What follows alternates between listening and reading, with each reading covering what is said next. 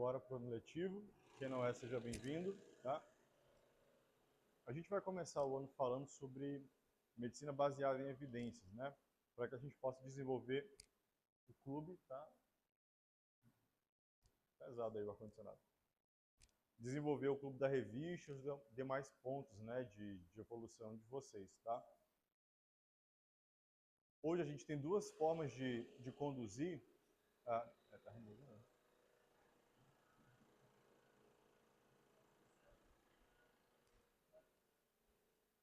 Tem duas formas de conduzir a prática médica, né? E não falo de ciência, falo de prática médica mesmo, né? A medicina baseada em evidências e a medicina baseada em experiência, né? Qual que é mais recomendado? Medicina baseada em evidências, tá?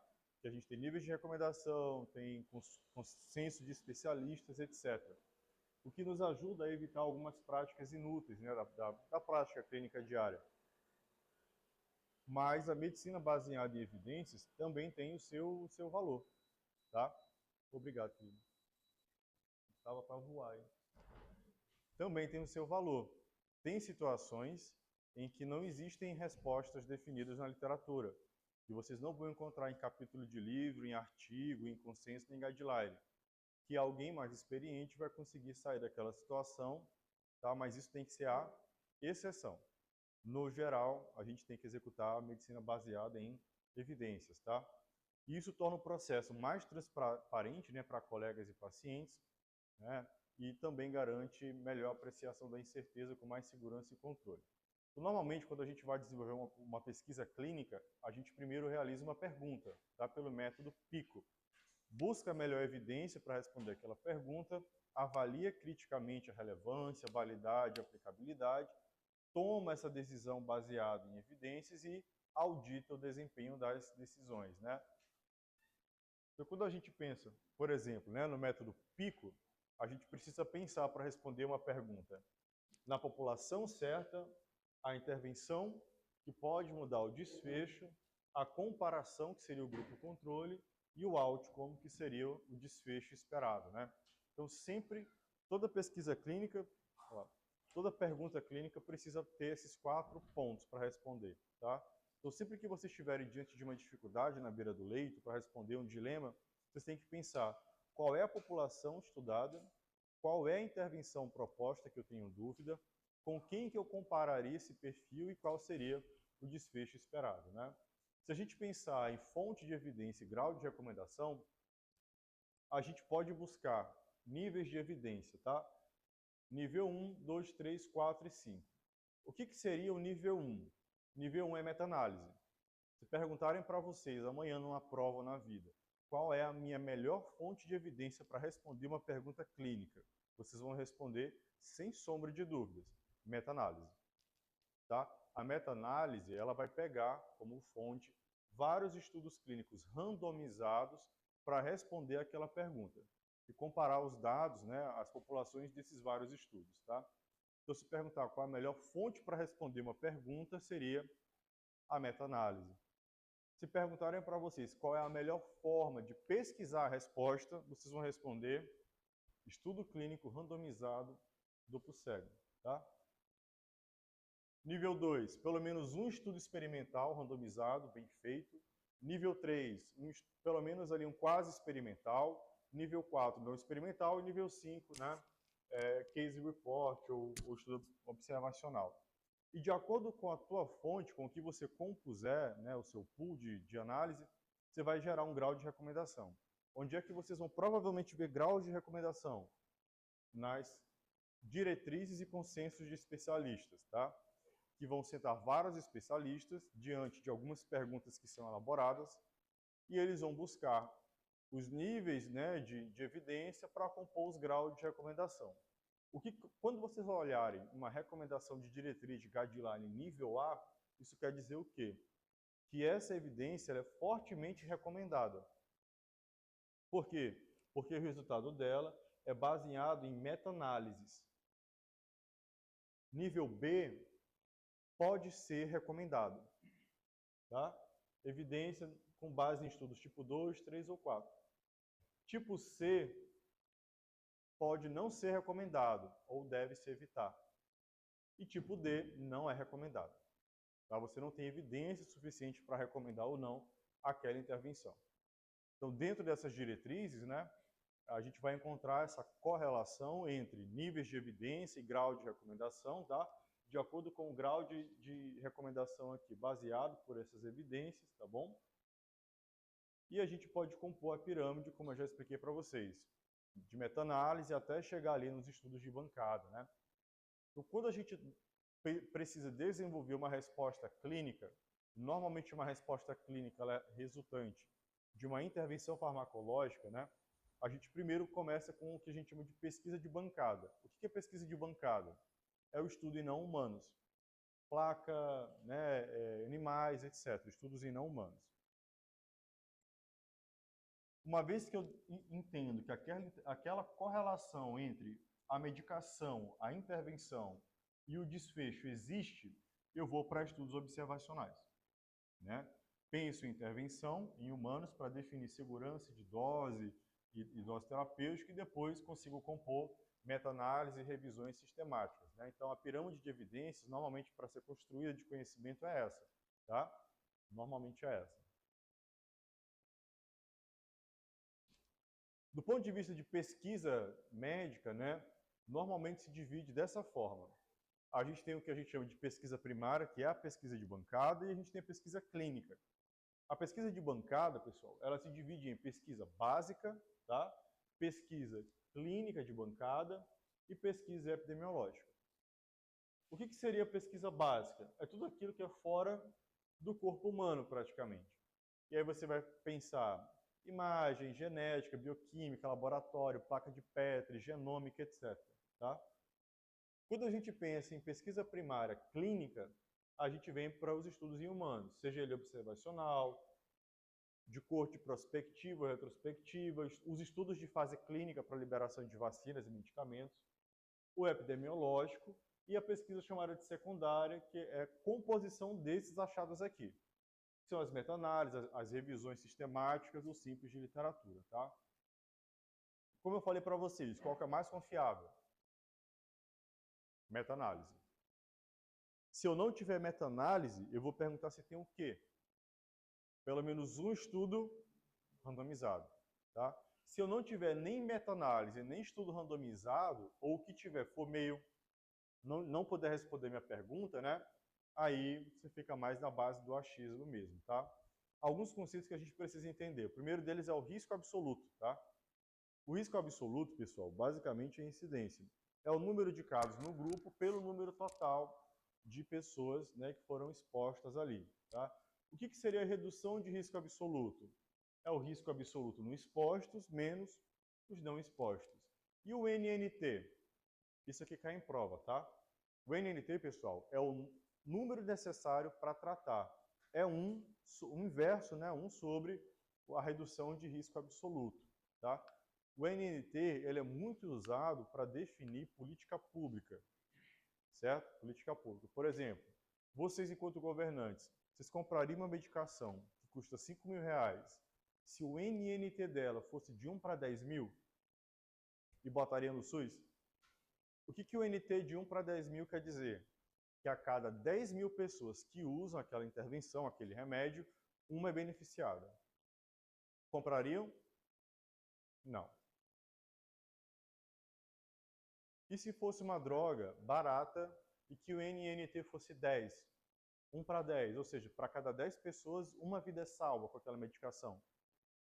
Por exemplo, a AS, para infarto. Entenderam? Então, o NNT ele é muito importante nesse contexto de saúde pública também, tá? A redução de risco relativo é 1 menos o risco relativo, tá bom? O mais importante, talvez, para vocês entenderem, né, alguns dos conceitos, são os próximos. O que seria o odds ratio, pessoal? O odds ratio é o risco de exposição entre casos, tá?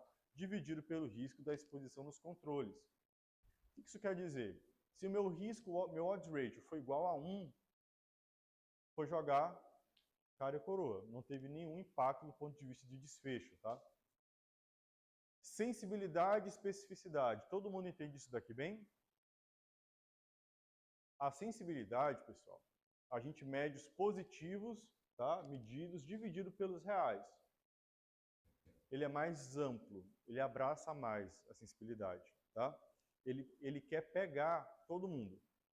A especificidade, ele serve para confirmar os negativos entre os negativos, certo? Então ele fecha o gargalo, fecha o funil, para descartar quem é falso positivo. Sensibilidade pega todo mundo, especificidade tira os falsos positivos, tá? Por exemplo, às vezes o paciente com dengue, né, com gripe na verdade, positiva sorologia para dengue ou algum outro vírus. É um exame muito sensível, né? Algumas formas de gripe, por exemplo, podem mimetizar no teste rápido o HIV, no teste rápido. Muito sensível. Quando você faz o exame confirmatório, que é muito específico, dá negativo. Então, essa especificidade é importante para afastar, por exemplo, PSA. PSA, vocês acham para câncer de próstata? É muito sensível ou é muito específico? Sensível, né? Atividade física, ejaculação, treino, trauma, pode dar PSA elevado. E se eu falar para vocês biópsia de próstata?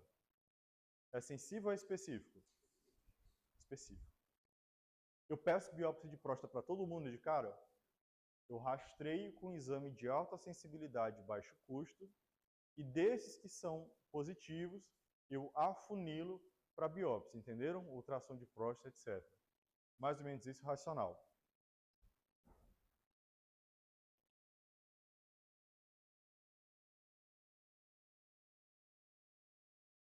P, né? E poder, tá? Prevalência é simples. Prevalência é o número de indivíduos que têm a condição pelo total da população. Incidência é o número de indivíduos novos que desenvolveram a condição pelo total da população. Então, por exemplo, olha, a prevalência, um exemplo, prevalência de diabetes no Brasil é de 20 milhões de casos. É todo mundo que tem a doença e trata no momento. Mas a incidência de diabetes no Brasil é em torno de 200 mil casos por ano. Tem um período, né, uma lacuna temporal estabelecida para a incidência. Tá? O que seria, pessoal, P e poder?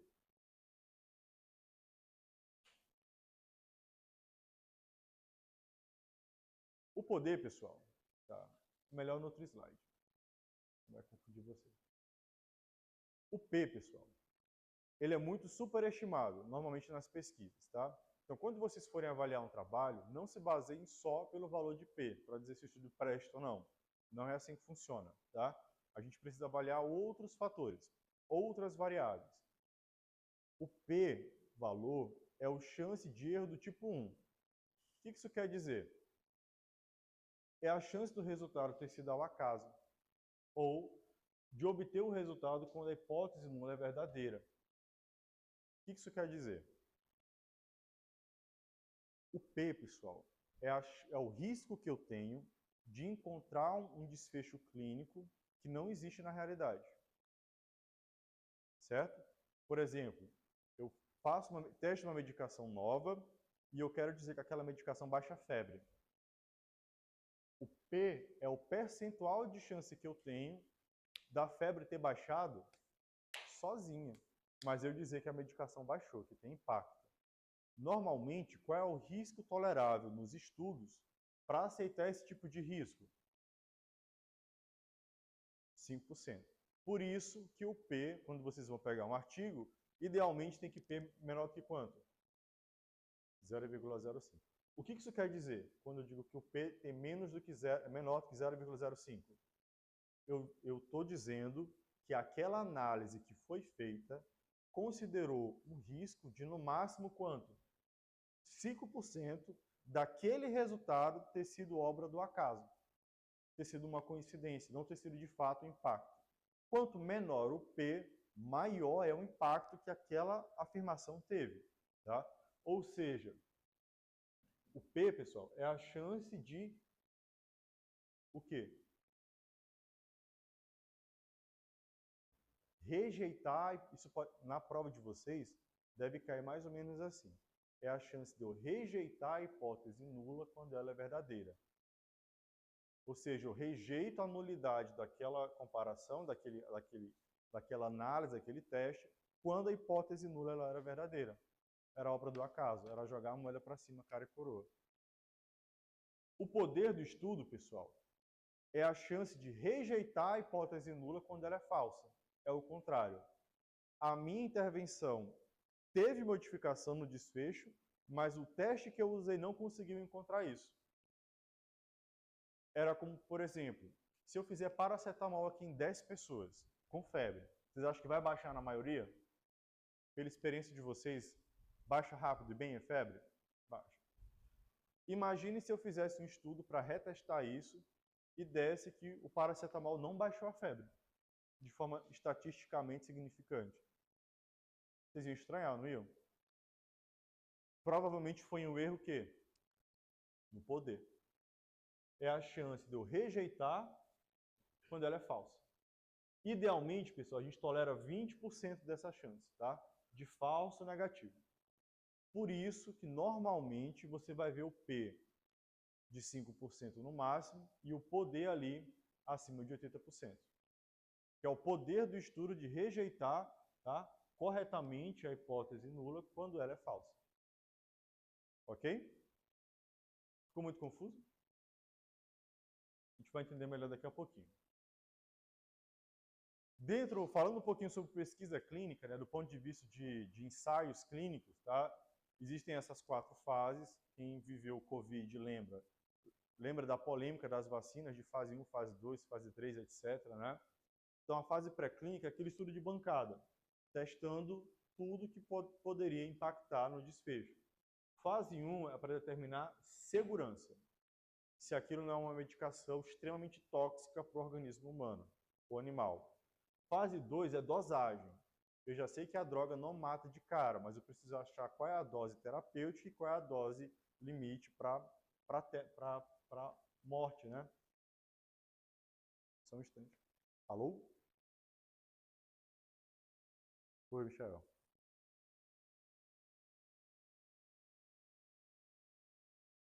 Tá bom, querido. 9 horas, né? Fechado, querido. Obrigado. Tchau, tchau.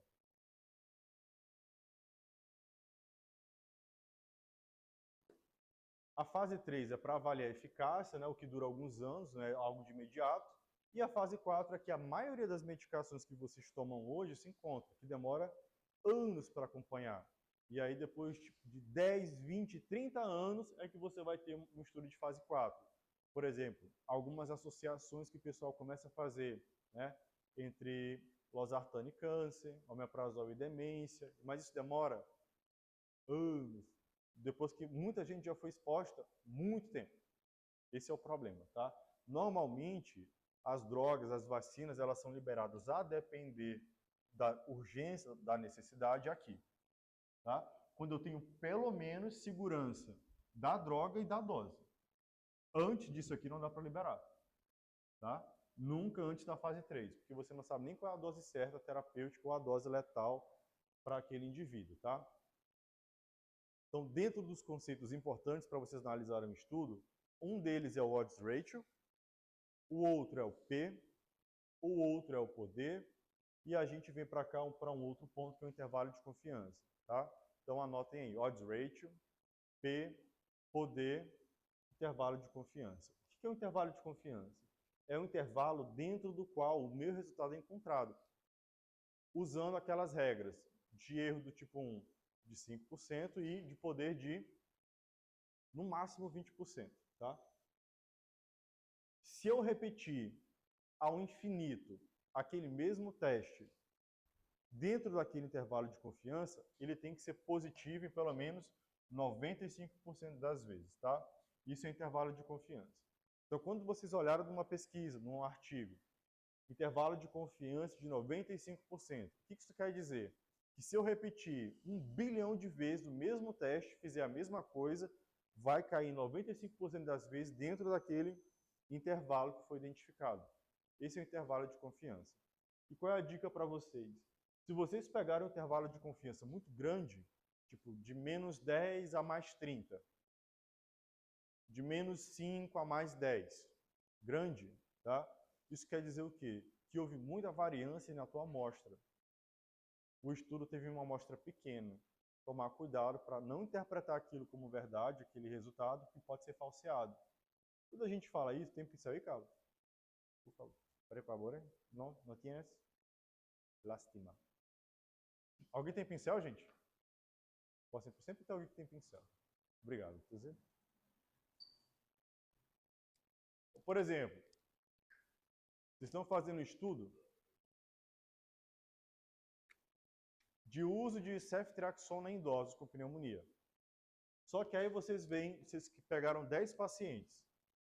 Um tem 14 anos, o outro 20, o outro 30, o outro 25, o outro 14, o idoso com pneumonia, né? O outro 40, pacientes com pneumonia. O outro 10, o outro 35 e um com 90. Vocês acham que esse de 90 anos vai deixar a amostra homogênea ou vai bagunçar a amostra? Com alta variância? Bagunçar. Então o intervalo de confiança vai ser muito largo, porque o teste vai considerar daqui para cá. Muita variância. Agora imagine se eu pego um estudo com 10 mil adultos, independente da idade, 10 mil adultos. Vocês acham que vai estar mais homogêneo? Pegando todo, vai ser uma coisa mais homogênea, uma distribuição mais gaussiana da amostra, que a gente chama, né? Vai ser uma distribuição mais normal da amostra, tá? Isso quer dizer o quê? Que a amostra foi grande, foi satisfatória. O intervalo de confiança vai ser o quê? Menor. Isso te dá mais precisão para o estudo. Então, variância, gravem isso, variância grande, amostra pequena, estudo ruim, na maioria das vezes, tá? Um intervalo de confiança pequeno, tipo de menos 0,5 a mais 1,5, pequeno, amostra muito grande.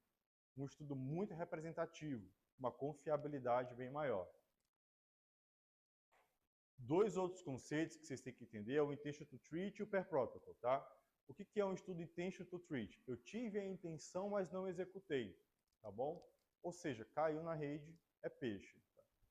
Então, por exemplo, ele fez lá o estudo que ele queria que paciente com choque séptico entrasse no protocolo com 1 hora no máximo de sepse, ia ter que fazer 50 miligramas de hidrocortisona com tantos minutos, com tal milimetricamente calculado. Só que quando ele foi pegar a tabela, ele viu que tinha paciente que, ao invés de entrar com 30, entrava com 35, tinha uns que entravam com 25, tinha uns que entravam com 90 minutos, outros com 10. Variava um pouco, não era perfeito. Se você quiser incluir tudo, você vai ser intention to treat. Agora, se ele quiser excluir esses pacientes que não seguiram a risca e botar só quem fez exatamente, aí vai ser per protocol, tá? Foi só que seguiu a risca. Qual que é o melhor para a prática clínica? Intention to treat. Por quê? Que é o que mais se aproxima da nossa realidade.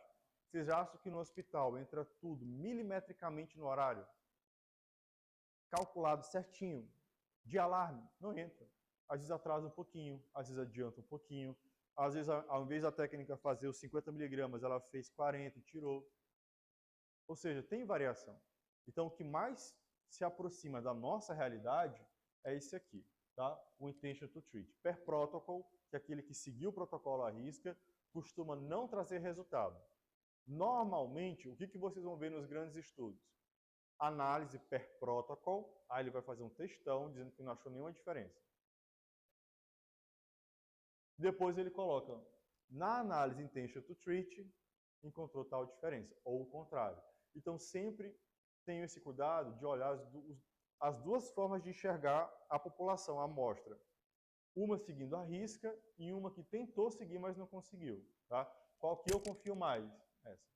Porque é essa que mais se aproxima da nossa realidade, de um hospital. Tá?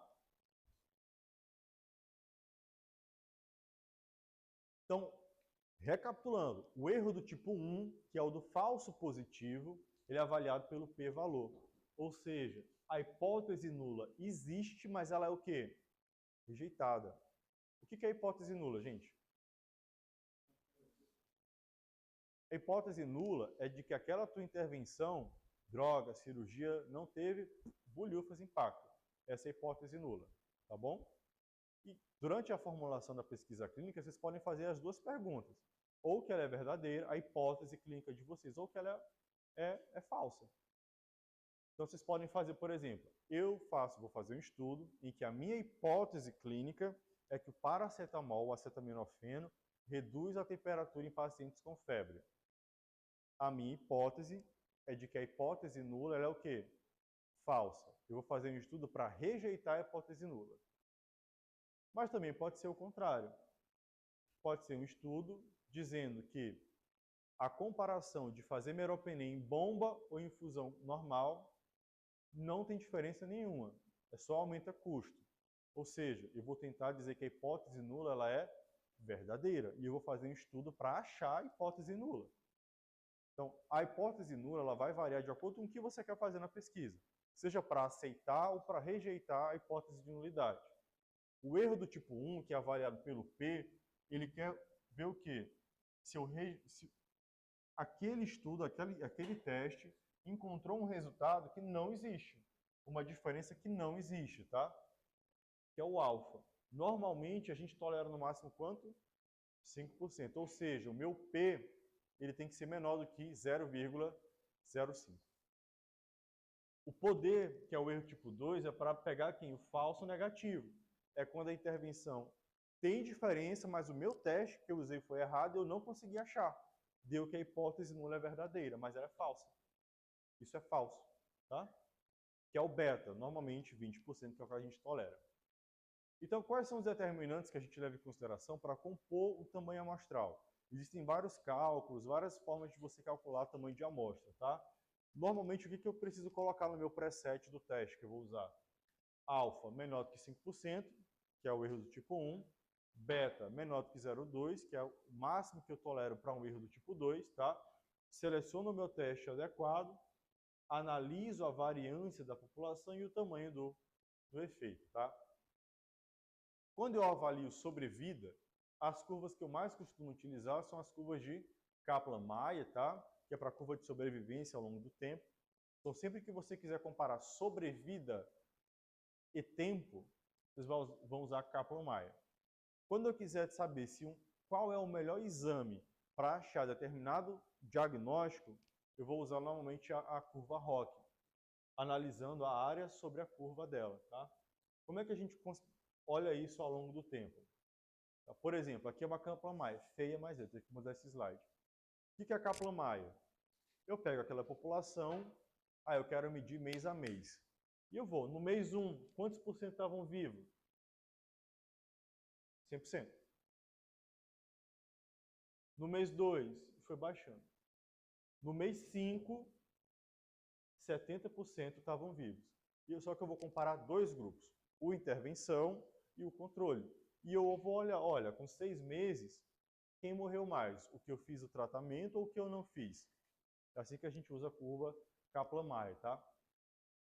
A curva ROC, ela tem mais ou menos essa configuração aqui, tá? A curva ROC perfeita é a que analisa especificidade e sensibilidade. Ou seja, 1. Esse estudo não existe, esse teste, tá? Quanto maior a área sobre a curva, maior é a chance daquele teste ser bom. Normalmente, a gente precisa de uma área sobre curva para dizer que o teste é bom, acima de 90%. Tá? Para dizer que aquele teste é bom. Se eu tiver uma área sobre a curva de 50%, significa que aquele meu teste é cara e coroa. Tanto faz ele vir positivo quanto negativo, e tanto fez. Ele não vai servir para identificar. Tá?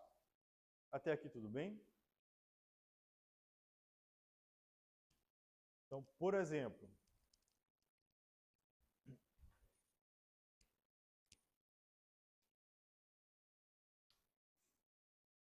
João Gabriel. Eu não estava enxergando direito o Gabriel.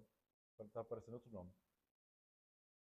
João, maior passador de CVC lá do Socorrão junto com o Cauã, né? Querem saber qual é o melhor exame para diagnosticar sepse. João acha que é leucocitose. Cauã acha que é PCR.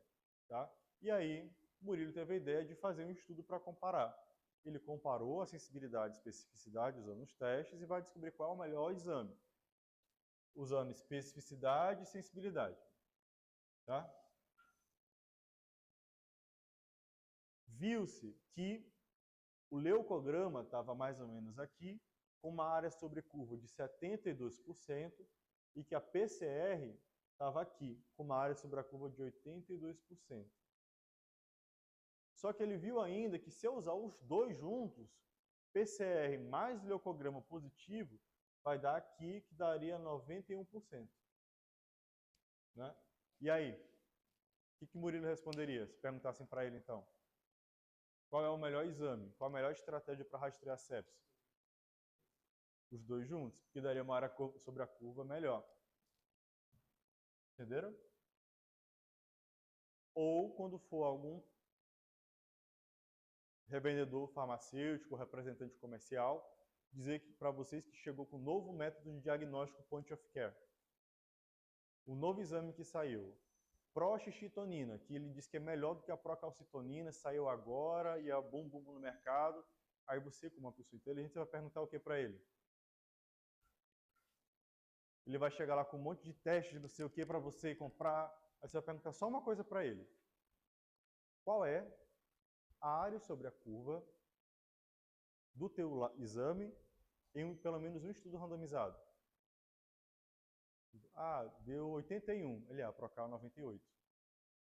Então teu exame não presta nada. Entendeu? Assim que funciona a vida. Tá? Quando a gente vai para análise de instrumentos de estatística, tá bom? A gente pode usar dados qualitativos, gênero, religião, estado civil, língua, ou quantitativos, altura, idade, tamanho, etc. Tá? E essas variáveis, sejam elas quantitativas ou categóricas, a gente pode ainda subdividir. As categóricas em ordinal, quando eu tenho grau 1, grau 2, grau 3, classe 1, 2 e 3, nominal, cor do cabelo, gênero, estado civil, ou binário, direita, esquerda, cima, baixo, alto, baixo, obeso, não obeso, etc. As quantitativas podem ser contínuas, discretas e ordinais também. Tá? Perdão, contínuas e discretas. As discretas é aquilo que não pode ser divisível. Tipo, não existe 0,8 paciente. Não existe meio paciente. É 1, 2, 3 e 4. Anos, 10 anos, 2 anos. Altura, 1,94. Tá? Então, quando entra em casa, quando é permitido casa decimal, você vai usar como variável contínua. Se for algo que é indivisível, número de carta, número de paciente, número de hospitais, não existe meio hospital. É uma variável discreta. E esse é um resumo bem resumido de testes sugeridos para você usar de acordo com a amostra de vocês, tá? O que é uma distribuição normal? Como, por exemplo, usar o teste K. O que é uma amostra com distribuição normal? Simétrica. É uma amostra que costuma ter uma distribuição gaussiana, tá? Normalmente eu consigo essa distribuição normal quando eu tenho uma amostra bem grande, tá? Seria mais ou menos isso daqui. Eu peguei 10 mil pacientes para analisar desfecho de choque séptico com novo antibiótico. E eu estou vendo a idade deles. E a idade faz assim, ó.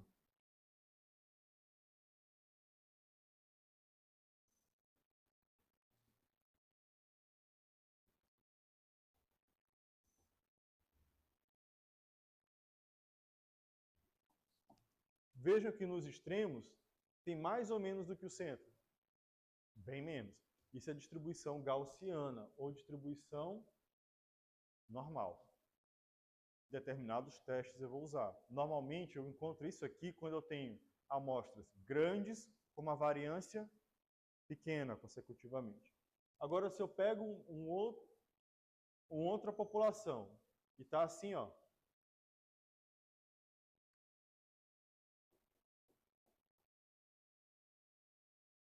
está gaussiano ou está anárquico? Anárquico. É uma distribuição não normal. Normalmente, qual é a causa para isso? Uma amostra pequena. Então, aqui, de acordo com o tipo de distribuição, se é normal ou anormal, e se as amostras são pareadas ou não, eu vou selecionar o tipo de estudo.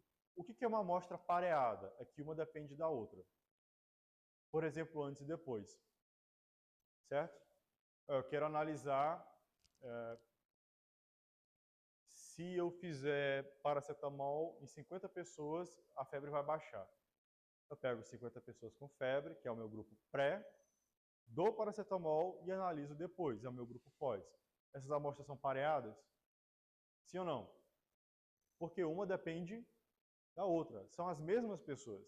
Concordam? Até aí, ok? Agora eu quero pegar 100 pessoas e descobrir se fumar tem relação com câncer de pulmão. 50 eu vou botar para fumar 10 maços por dia, 50 eu não vou dar nada. 5 anos depois eu venho e observo que aquelas 50 desenvolveram câncer, 40 delas. Isso é hipotético, tá? Eticamente impossível, mas hipotético.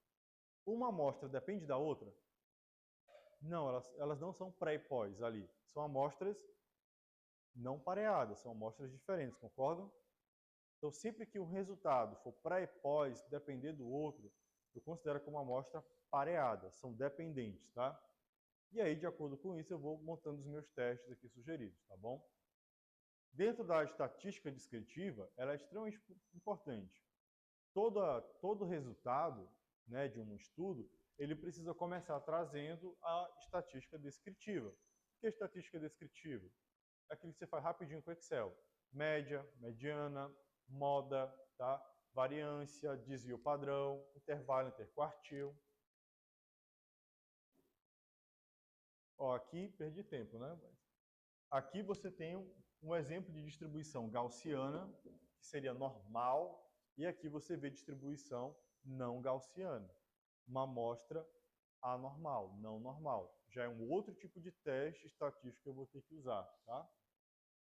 Ó, então aqui, distribuição normalmente distribuída, tá? Que eu vou usar, por exemplo, o teste T-de-Student, e aqui uma amostra não normalmente distribuída, que eu vou pensar no mean Whitney, por exemplo, ou uma correlação de disperso. Eu posso usar o teste K para descobrir se é normal ou não, tá? Amostras pareadas e não pareadas, né? Aquilo que eu já falei para vocês. E aqui o box plot. O box plot é fundamental que vocês aprendam. Boa parte dos estudos que comparam desfecho, ele traz um box plot, tá? O que é o box plot? Ele traz aqui para você a linha do meio, que é o odds ratio 0, de 1, perdão, ou seja, nulo, tanto faz, tanto fez, e ele te dá os resultados de cada intervenção. Toda vez, isso aqui que vocês estão vendo, ó, de uma seta a outra, de uma ponta a outra, é o meu intervalo de confiança. O que é o intervalo de confiança? Se eu repetir o meu teste ao infinito, em 95% das vezes vai estar dentro dessa faixa de resultado. Se for um intervalo de confiança muito grande, quer dizer que a amostra foi pequena. Um intervalo de confiança pequeno quer dizer que a amostra foi grande, é mais representativa. Toda vez que o intervalo de confiança, que é essa seta, encostar na linha do meio, queimou o resultado. Ou seja, a hipótese nula pode estar dentro daquele intervalo de confiança, entenderam? Então, o meu intervalo de confiança não pode encostar na linha de nulidade, porque existe uma chance daquele resultado ter sido obra do quê? Do acaso. Tem que ser assim, ó. Vejam que está totalmente fora da linha de nulidade. Tá vendo? E isso pode ou favorecer o experimento, que é proteger o paciente, ou ferrar o paciente, que é quando favorece o grupo controle, tá? Então aqui, por exemplo, se a gente for comparar aqui uso de paracetamol para baixar febre. E aí estão fazendo uma meta-análise, tá bom? O Cauã está fazendo uma meta-análise, pegou vários estudos randomizados, pegou a população e está analisando aqui no box plot para essa meta-análise.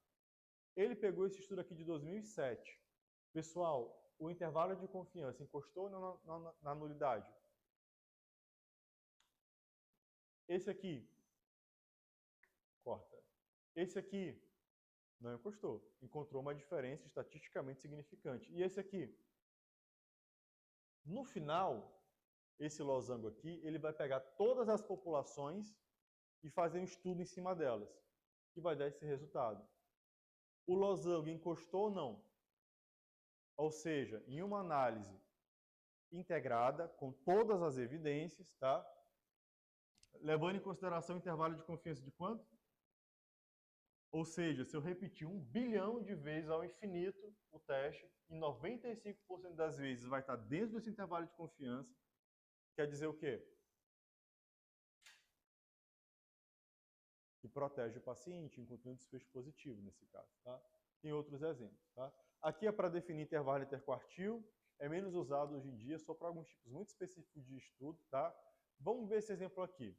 Esse exemplo aqui, pessoal, era para avaliar se o inibidor de bomba de próton, o omeprazol, o pantoprazol, era superior ou não à ranitidina na época, para prevenção de úlcera péptica, né? De úlcera gástrica.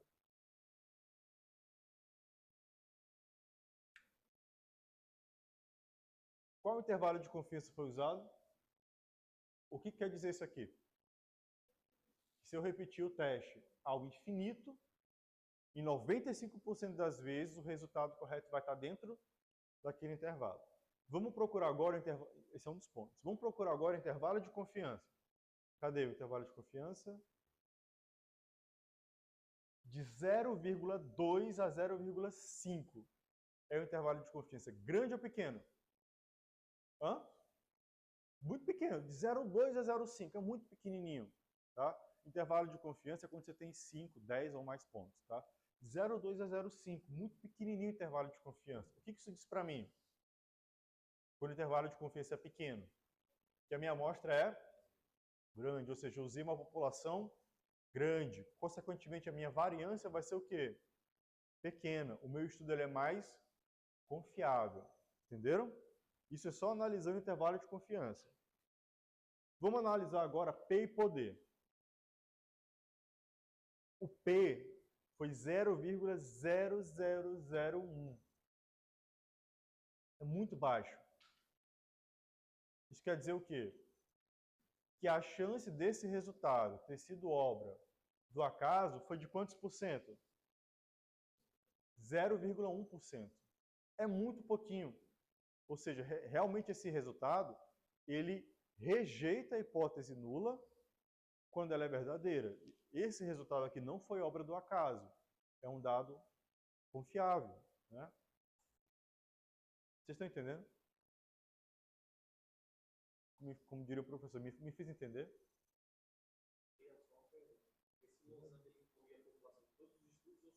Ele combina todos.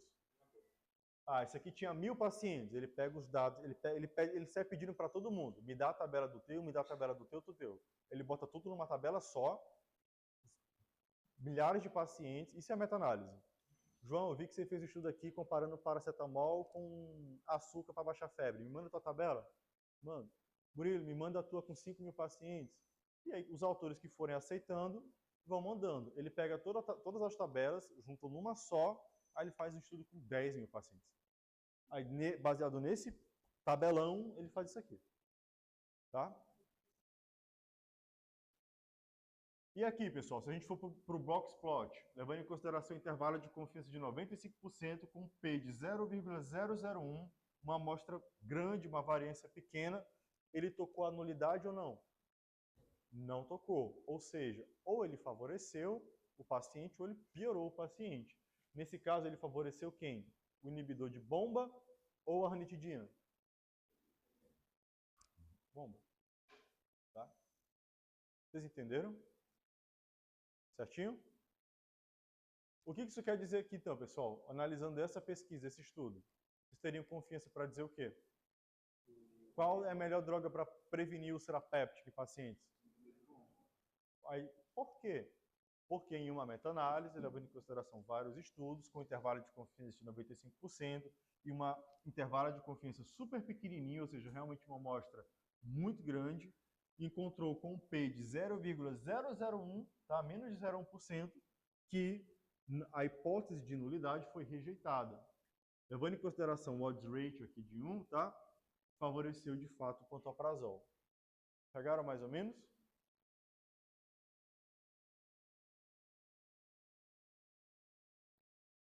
Tranquilo até aqui? E se eu fizer... Todos os exemplos tem que colocar. Tem apagador aí, Carlos? Não? Tranquilo.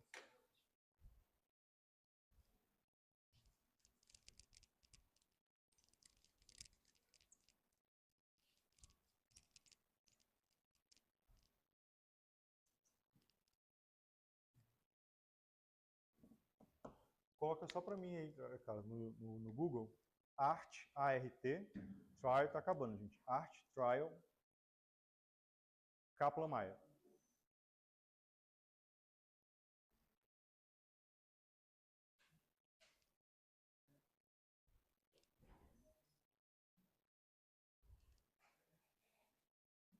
Imagens.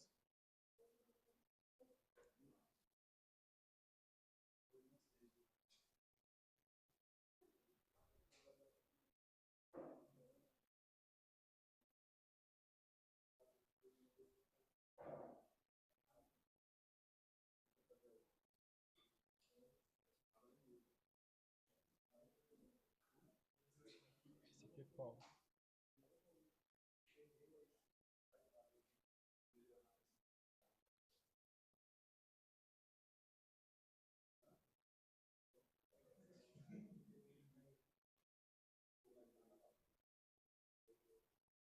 O projeto aí? Ó, pessoal, esse último exemplo aqui para vocês entenderem. Qual é o nome dessa curva de sobrevida?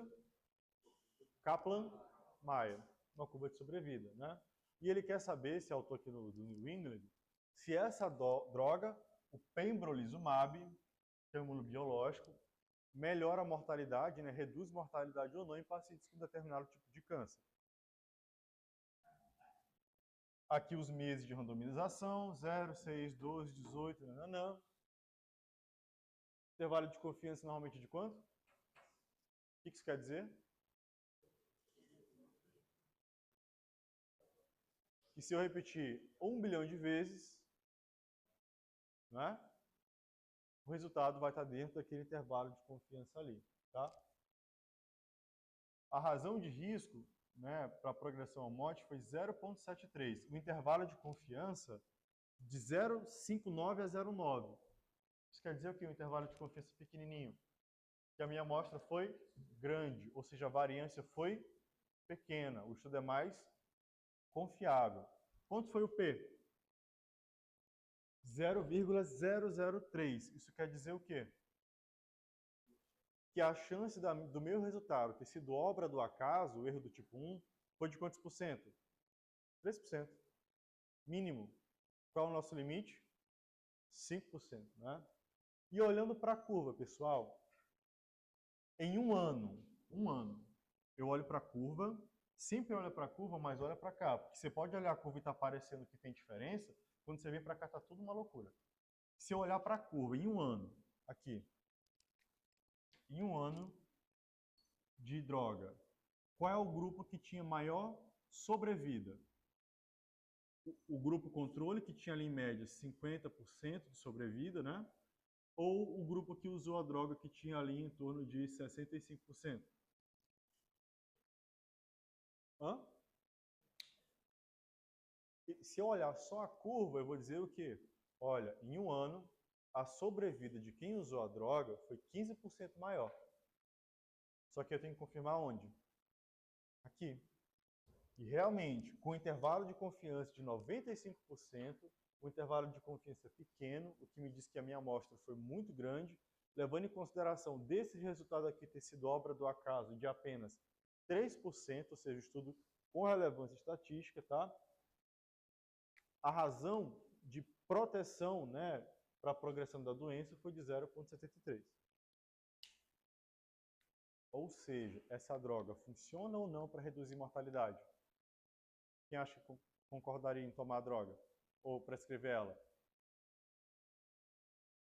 Agora, se eu encontrasse a mesma curva, os mesmos 15% de diferença, mas aqui tivesse intervalo de confiança, né? De menos 0,5 a mais 5,2, com P de 0,01, tá? Menor do que 0,1. O que vocês diriam para mim? Compraria a droga ou não? Mesmo o gráfico apontando diferença, quando eu vou para a estatística, não concretiza. Provavelmente esse resultado foi obra do quê? Do acaso. Foi um erro do tipo, ou seja, qual seria a conclusão desse artigo, desse estudo?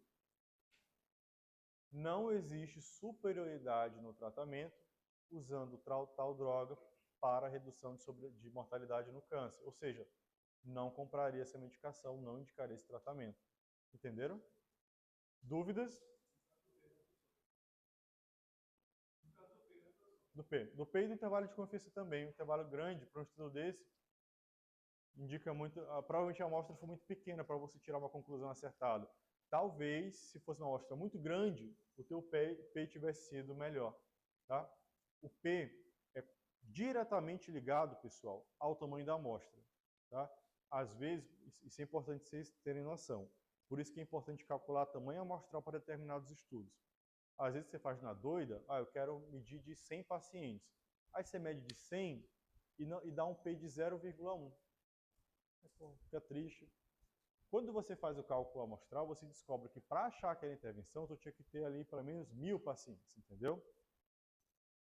Então, o tamanho da amostra ele impacta diretamente no P. Ou seja, se encontrou um P ruim, se pergunta primeiro se o tamanho da tua amostra estava suficientemente adequado para responder aquela pergunta clínica. Tá?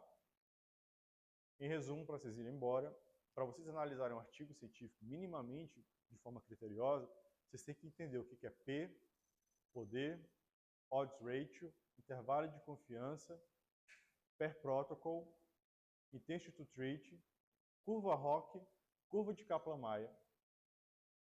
Ok? Beleza, pessoal, estão liberados.